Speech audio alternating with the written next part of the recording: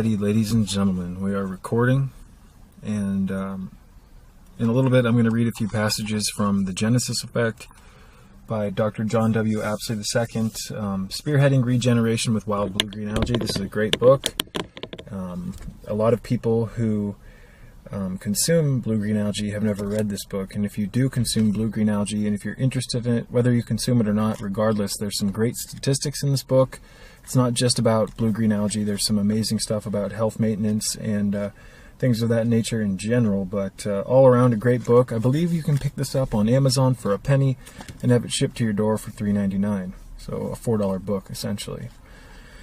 But yesterday here on the Patreon page, I talked a little bit about the nightly tea ritual, and right now I have a little bit of African red rooibos tea. It is a fermented tea, also known as red bush tea. It grows in South Africa. The natives there, or the locals there, use it as medicine. It's an antioxidant powerhouse. It has some amazing polyphenols with antioxidant properties. It's good for bone health. It's good for your skin. It's good for hair growth. You name it.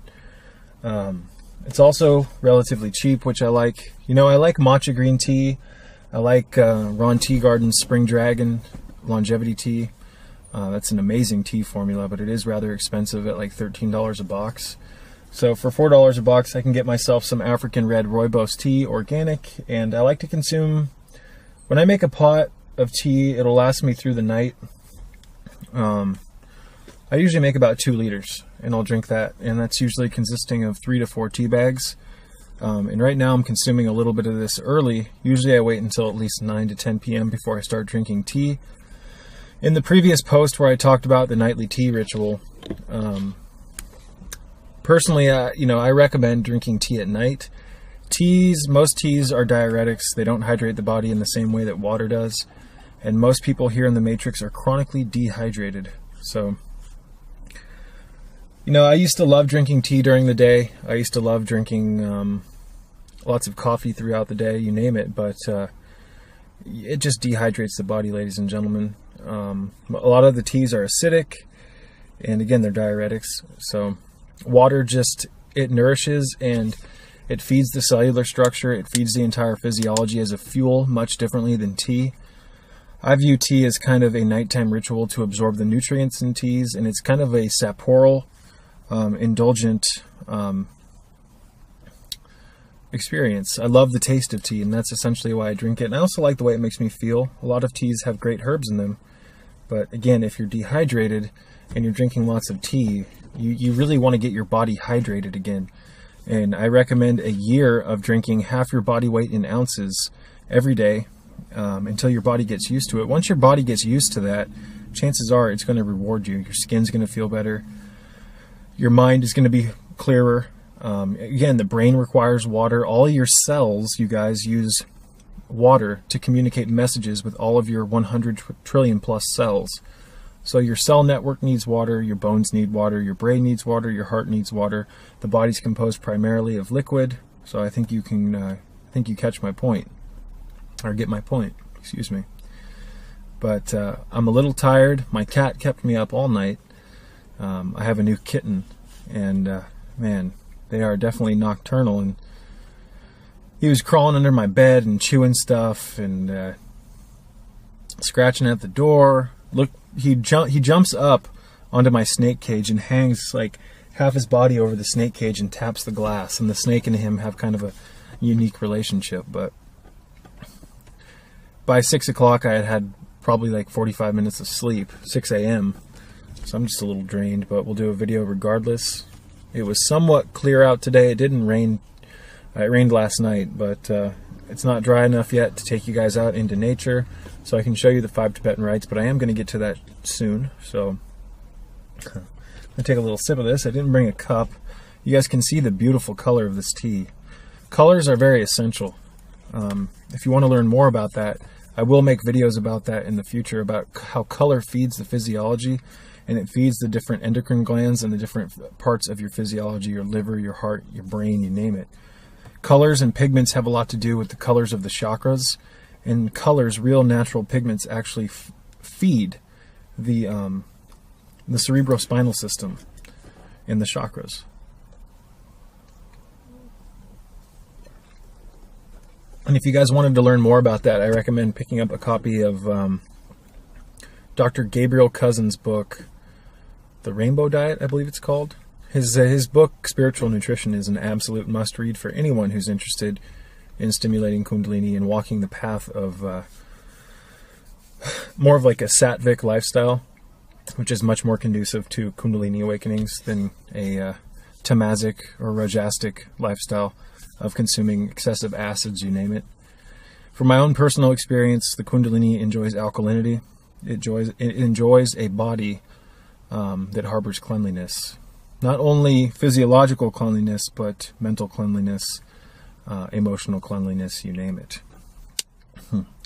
I've also found that the Kundalini is stimulated much easier in a clean environment. I experienced my first full-blown Kundalini awakening in my early 20s in my room. And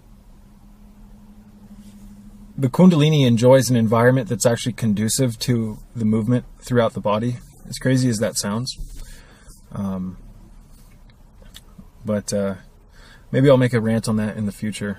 I don't want to get off on too many tangents. I wanted to talk about some stuff in this book, in this video, The Genesis Effect by Dr. John W. Apsley II. Again, spearheading regeneration with wild blue-green algae. But I do recommend that you guys at least try the water therapy, the water protocol that I've put out in the Patreon page.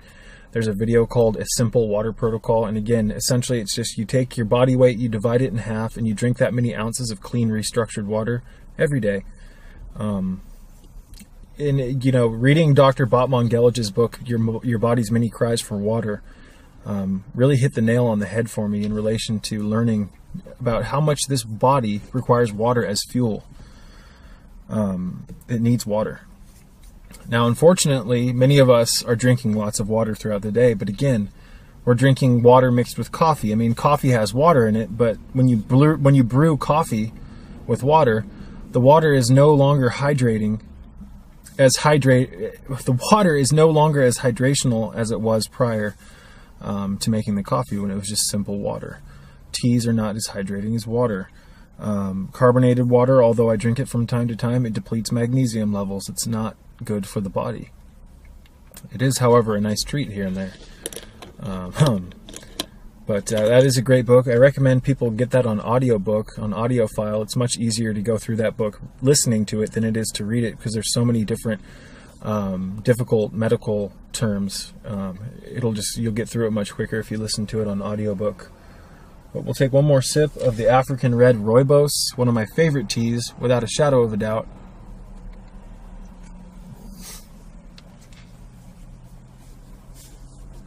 I am, however, after this, going to go to Sprouts Farmers Market and get some Dr. Bronner's soap. People keep asking me what type of soap I like to use. I like natural soaps. I do not like using the Matrix brand soaps. They're filled with chemicals. They're filled with garbage that does not belong on the skin. Dr. Bronner's is a great brand. I mean, they have so many good scented soaps, like the tangerine soap is a great one. I believe they have a coconut one. They have a peppermint one. They have a hemp almond one, which smells amazing. Rose is probably my favorite. I like the lavender one. I like the original one that's non-scented. The peppermint one, a lot of people like it. I don't like the way it makes my skin feel. It makes my skin tingle. And I wash my hair with Dr. Bronner's soap as well, and I just don't like the way it makes my head feel, my scalp. So I go with the rose. Rose, to me, is a very special scent. To me, the smell of flowers invokes images and memories of my first full-blown Kundalini awakening in my early 20s when I was visited by the Anakian angels. The smell of flowers stimulates parts of myself that I get this nostalgic feeling of that experience. So I do believe in the power of flowers. Flowers are a part of my protocol. Flower teas, consuming capsulated flower powders.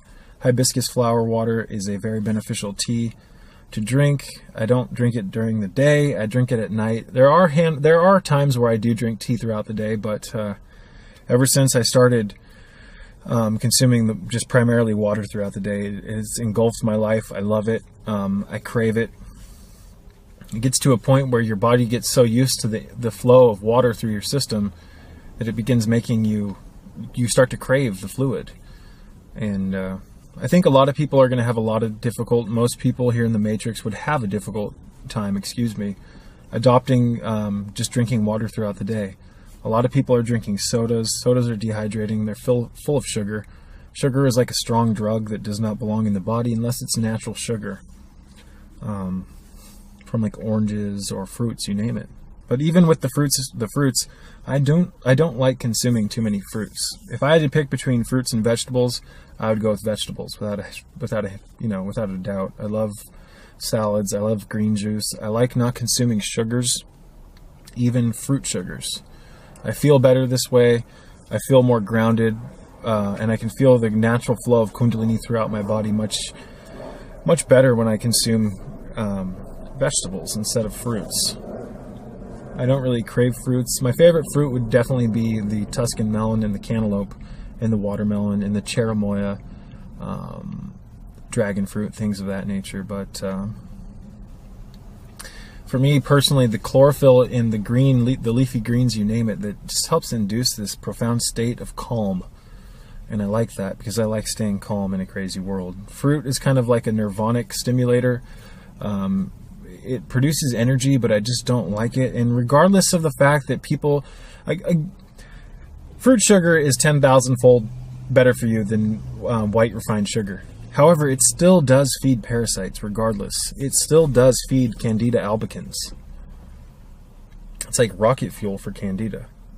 So I like to advocate the usage of small amounts of fruit if you crave sweets while consuming more greens, primarily in the form of liquid. If I am going to deviate from drinking water throughout the day, I will drink some cucumber juice or celery juice with spinach in it, or anise, kale juice, things of that nature.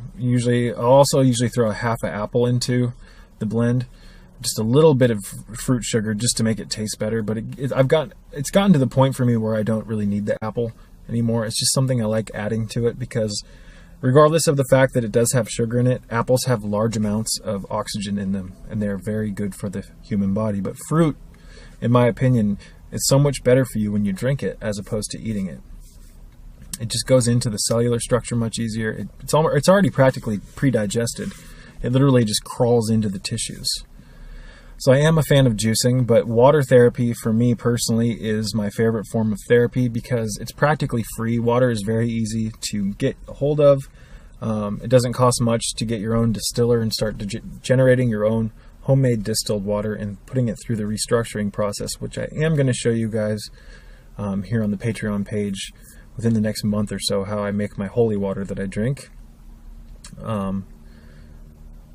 But again, if I am going to deviate away from having water throughout the day, I'll have like a green juice. I also like throwing lemon in there. Lemon is a fruit, but it's low in sugar. I don't even think there's any sugar in lemons. Lemons are good for the liver. Lemons just make me feel good. And I like to take the whole lemon. I don't take the seeds out. I don't skin it. I put the whole thing through the juicer and I juice it. And I use a Breville Juice Fountain Elite, a 1,000-watt centrifugal juicer. They used to be about $400. I bought mine when it was $400. I believe you can get them now for like $220. But Breville makes a cheaper juicer for about $110 with 750 watts of power. And if I knew back then that they had that model, the cheaper model, I would have gone with it, because between 750 watts and 1,000 watts, it's really not that much of a difference. The 750 watt juicer will still take ginger and just turn it into a complete liquid. It'll take kale and juice it with ease. It'll take carrots down with ease. A lot of the cheaper juicers, I used to have a Jack LaLanne juicer, a power juicer it was called. It was about $90 from Costco. It would do fruits really easily. It would do things like celery or cucumber or things of that nature. But when you tried to put the thicker leafy greens or things like ginger into it, it just wouldn't work. You'd have to dump water into it while it was running just to get it to juice the whole nub of ginger or whatever it was that you were juicing, such as beets, you name it. So if you guys are going to invest in a juicer, I recommend a centrifugal juicer. They're just easier than masticating juicers, or twin gear juicers, which have two gears that spin inward on each other, and you put the plant matter into the spinning gears and it squeezes all the liquid out of it. They do get you more nutrients, however, the twin gear and the masticating juicers, but they're very expensive, and they just they're not efficient in relation to if you're out, I can't speak today. I did not get enough sleep. A centrifugal juicer, essentially, it just has a blade that spins super fast, and as it's spinning, you push your plant matter or your fruit in, and you use a pushing device, and you push the fruit down onto the fruit or vegetables, down on the spinning blade, and it just refines it into a liquid.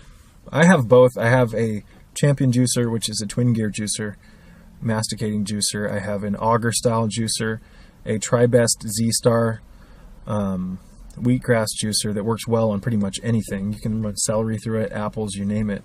And again, I have the Breville Juice Fountain Elite, which is an awesome setup. But anyways, just wanted to touch upon that. I recommend that you guys go out and get yourself some tea, experiment. Make sure it's organic. And drink some tea at night. It's very beneficial after a long day to sit down with a cup of hot tea or cold tea, however you like it, and you just get yourself into kind of a calm state of mind, and to just sip your tea and drink it in kind of a meditative mindset and feel it crawl into your system. Regardless of the fact that many teas are dehydrating, they also have very beneficial aspects to them. They feed the glandular system, the endocrine system. Excuse me. Anyways, I'm going to take one more sip of the red rooibos. They also have a green rooibos, which is non-fermented. It's non-oxidized. And the green rooibos is actually a little bit healthier for you. At least the studies show that. There's one study that shows that rooibos actually helps combat the negative effects of stress. It actually can help an individual who's experiencing profound stress to calm down, and it can help alleviate some of the toxic byproducts that are due from heavy stress. And stress does affect the physiology. I do believe that a little bit of stress is actually a good thing. I think it's not smart to get too comfortable in this crazy world. It's good to be on your toes, but again, the red rooibos tea is awesome. I'm repeating myself. We're going to read a little bit from the Genesis Effect. We'll find a passage here to read.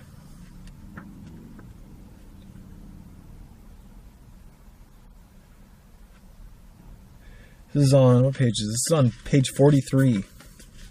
Most of the food we eat comes from weakened soil. That is so true. A lot of the soils have been used so many times agriculturally that they lack fulvic acid, and they lack the microbial and the sacred elements. They lack the microbial content that healthy soil is supposed to harbor. So essentially a plant, a tree, a shrub, you name it, it is only as healthy as the soil that it grows in, and the water that it's fed, and the air that it breathes. So there's a profound document called the Zenda Avestas. It's a religious document of antiquity.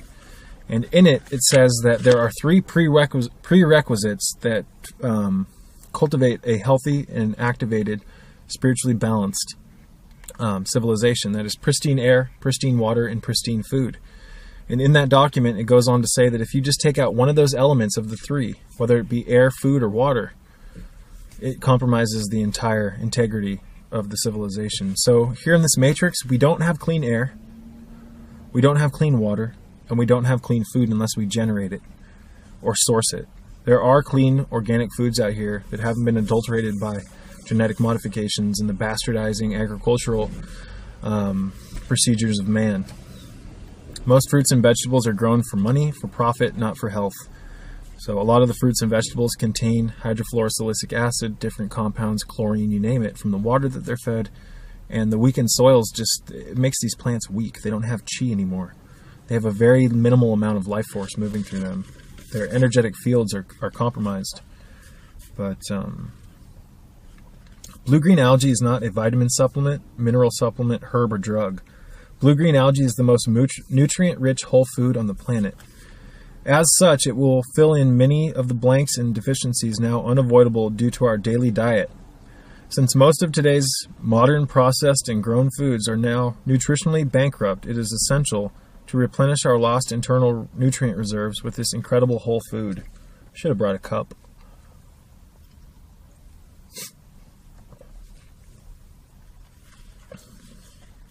Is America's food supply nutritionally bankrupt?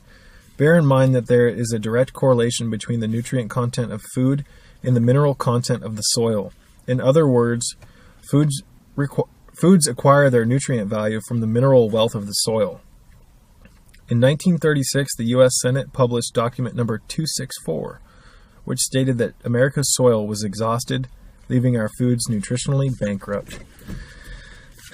So if you compare the quality of organic fruits and vegetables of today to, in the early 1900s, they are so depleted. You could eat bushel after bushel of broccoli, and you're just not going to get the amount of nutrition that you would from a plate of broccoli from the early 1900s that had all of its minerals intact and it was grown in healthy soil. It was teeming with life. That's why I condone and recommend growing your own garden. Starting a sprout garden indoors is one of the easiest ways to get living food back in your body. Raw foods and living foods are completely different. Raw foods are, if you go into a supermarket and you buy some cucumbers or some cantaloupes or some tomatoes, they haven't been cooked, but they're old. A lot of the apples and the tomatoes in the stores are weeks old. So if you have your own garden, you can pick the fruit, the vegetable, and eat it immediately, or within at least 2 hours after you've picked it. Excuse me. It's a much different experience. But with a sprout garden, you can buy organic sprouts for super cheap. You can regulate what they're grown in. You can regulate what they're grown with, the quality of water, you name it. And I feed my sprouts clean filtered water or distilled water that I've remineralized with minerals from the Zechstein mineral bed, ionic magnesium, fulvic acid, shilajit water, you name it. And those those sprouts, when you eat them, they're living. They're still growing. They haven't been taken off of a vine or a tree and sent to a store where they sit for long periods of time. Sprouts are in a continual state of growth, so you can consume them when they're still growing, and due to that, there's so much more life force energy and life force charge in these foods. Living foods are the key to health, in my opinion. Raw foods is a great start. Veganism is a great start. A vegetarian diet is a great start. Fasting is a great start, but you really want to try to get yourself some type of indoor garden, or at least some place where you can grow a few of your own plants. Not only is it good for your health, but it's good for your soul to garden.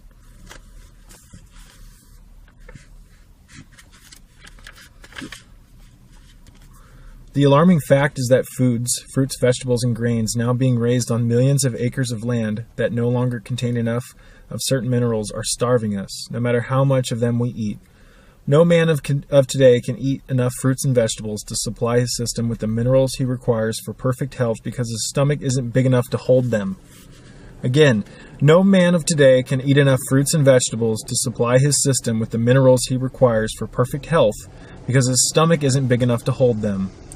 The truth is that our foods vary enormously in value, and some of them aren't worth eating as food. Our physical well-being is more directly dependent upon the minerals we take into our systems than upon calories or vitamins, or upon the precious proportions of starch, protein, or carbohydrates we consume. Author Dr. Michael Colgan, founder of the Colgan Institute of Nutritional Science of La Jolla, California, described this problem today. Americans are malnourished. Even when we succeed at eating a balanced diet, our systems still suffer from the lack of nutrients in foods. For example, raw carrots differ widely in beta-carotene content, often showing variances of 18,500 international units to 700, let's do that one more time. For example, raw carrots differ widely in beta-carotene content, often showing variances from 18,500 international units to 70 international units per 3.5 ounce sample. So, we'll read one more passage, then I'm going to wrap this one up. It is getting a little late. Health is absolutely dependent upon complete nutrient availability and accessibility. This would suggest that most food grown in America has been incapable since 1936 of instilling optimal health to its population, or even for that matter, of sustaining health at all. The misconception is that if these factors were true, then it would be readily apparent to everyone.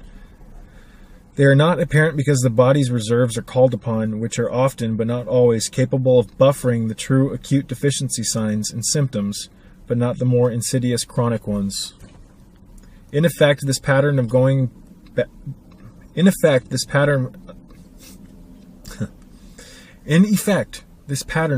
the bank to make nutritional withdrawals without ever making non-counterfeit deposits destines us to nutritional bankruptcy. Thus, the obvious becomes well concealed, shifting Americans into a state of chronic illness, oblivious to where it all originated. The end result predestines us all to the near imperceptible downward spiral of constitutional wow. 3 times and I can't get it right. The end result predestines us all to the nearly imperceptible downward spiral of constitutional degeneration. Understanding the Genesis effect in its entirety may be the only means to an end, reserve the most treacherous plague of human civilization. I cannot speak. I'm going to wrap this one up. Got a lot of video content coming in the next few days. I hope you guys are enjoying the Patreon videos. Peace be with you all.